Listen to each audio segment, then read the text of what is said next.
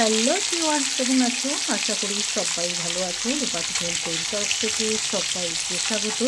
আজকে আমি রান্না করব কাতলা মাছের পাতলা ঝোল।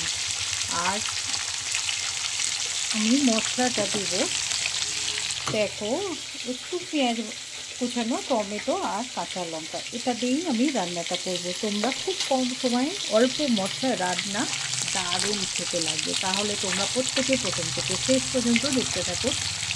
আর দেখো, এখন তো সবাই কম মশলা খেতে ভালোবাসে, কম তেল কম মশলা আর খুব ঝটপট রান্না। তাহলে তোমরা প্রত্যেকে দেখো। দেখো, মাছগুলো বেশ লাল লাল করে ভেজে নিয়েছে আর বেশ মচমচ করছে। আর কাতলা মাছ একটু ভাজাটা ভালো করে করতে হয়। আর যে হালকা করে ভাজলাম সেটা করলে বলো ঝোলটা টেস্টি হবে না। আমি বলো একদম মরমর করছে এরকমই ভাজায় আর ঝোলটা টেস্ট লাগবে। হয়ে গেছে, আর একটু বাকি আছে এদিকটা। এইবার আমি আলুটাকেও খুব ভালো করে ভেজে দেবো। আর আলু দিয়ে মাছের ঝোলটা হবে। আর এখানে বলো আমি কোনো রসুন আদা কিছুই দেবো না, একটু খালি অল্প করে একটু পেঁয়াজ কুচানো দেবো।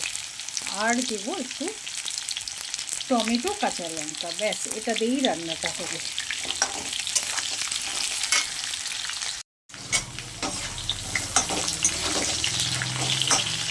আলুটাকে খুব ভালো করে আমি ভেজে নেব। এবার দেব একটু লবণ। আর লবণটা দিলে আলুটা খুব ভালো করে, আলুটা ভাজাটাও বেশ ভালো হবে।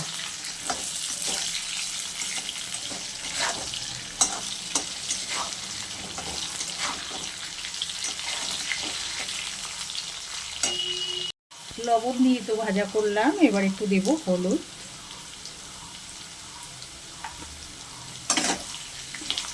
ঠিক পরিমাণ মতন দিতে হবে। আর ঠিক যতটা প্রয়োজন ততটা আলুতে আমি লবণ দিয়েছি, আর হলুদ যতটা প্রয়োজন ততটাই দিয়েছি।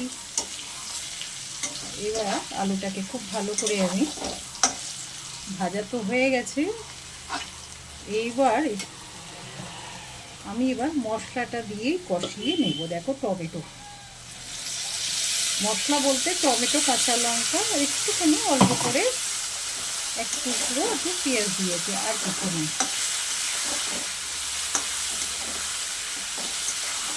আর এখন এই গরমে হালকা পাতলা ঝোল খেতে তো দারুণ লাগে।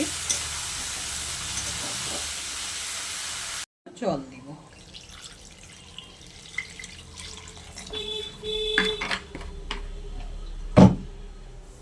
আর আমি তো এটা পাতলা ঝোল করব, যার জন্যে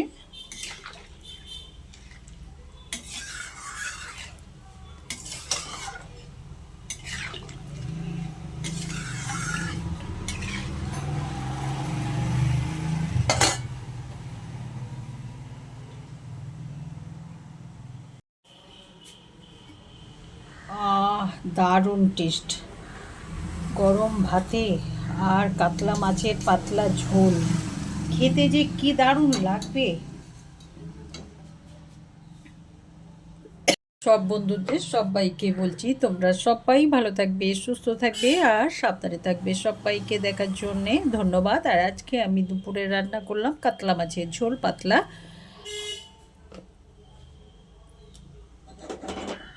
ব্যাস, সব বন্ধুদের দেখো মাছের ঝোলটা কেমন হয়েছে। তোমরা সবাই একটা করে লাইক কমেন্ট করবে। নতুন বন্ধুদের বলছি তোমরা সবাই একটা করে সাবস্ক্রাইব করে পাশে থাকবে।